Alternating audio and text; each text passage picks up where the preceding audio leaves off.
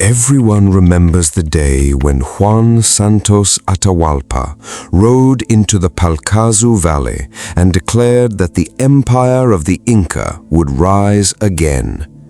The year was 1742, and the place was not the high stone plazas of Cuzco, but the humid foothills and tangled rivers of the central Peruvian selva, a borderland where Spanish order frayed and rumor carried like lightning through the forest canopy.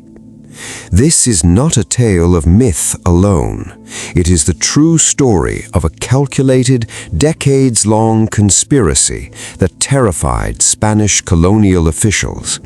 A multi-ethnic, clandestine movement that sought to expel priests and magistrates, reclaim land, and reforge an indigenous polity under the name of the Old Kingdom. Juan Santos, who took the symbolic surname Atahualpa, did not simply lead raids. He organized communications, secret councils, and alliances between indigenous nations, runaway African Maroons, and disaffected mestizos. The conspiracy operated in the shadows of the jungle and the gaps of imperial control. To understand the threat, you must see the context. By the 1740s, the viceroyalty of Peru still drew wealth from Andean mines and coastal estates, but the forested eastern slopes were frontier.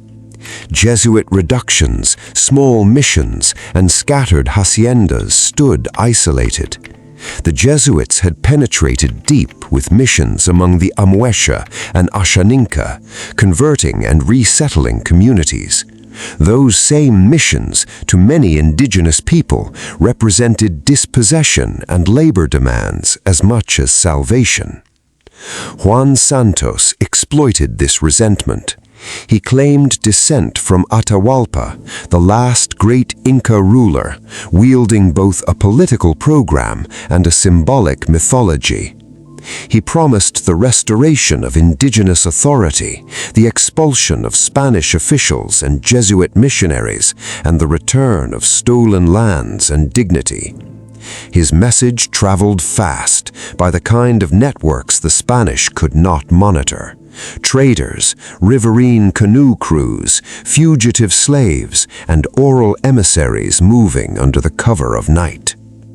Spanish officials called it a conspiracy because it was hidden and organized.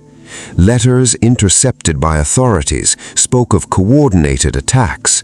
Witnesses described councils where warriors, former serfs, and blacks planned raids on missions and haciendas.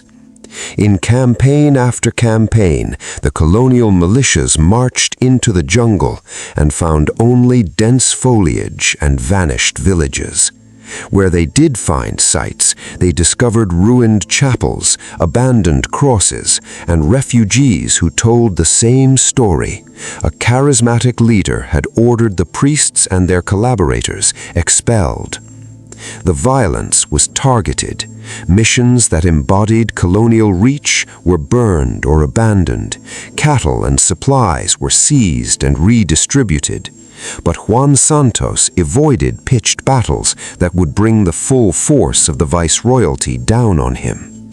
He cultivated fear and reverence. Jesuit reports alternated between calling him a sorcerer and a demagogue. Spanish governors portrayed him as a pirate of the forest. That confusion was part of the conspiracy's success. Madrid and Lima responded with expeditions, bounties, and denunciations. Yet year after year, the insurgency maintained control of wide stretches of the central jungle. For the colonial system, the danger was not only the loss of territory, but the precedent. Indigenous peoples united across linguistic and social lines, coordinating strategy and denying access to missionaries and taxes. The viceroyalty feared contagion. Then, as suddenly as he had appeared, Juan Santos faded from the record. Eyewitnesses wrote of a leader who vanished into the forest in the 1750s. Official chronicles reported failed attempts to capture him and lingering resistance that persisted long after his disappearance. No trial, no execution, only stories that deepened his legend. The conspiracy he led had succeeded in the short term. Jesuit influence in parts of the selva was broken, and a quasi-independent indigenous space endured for decades.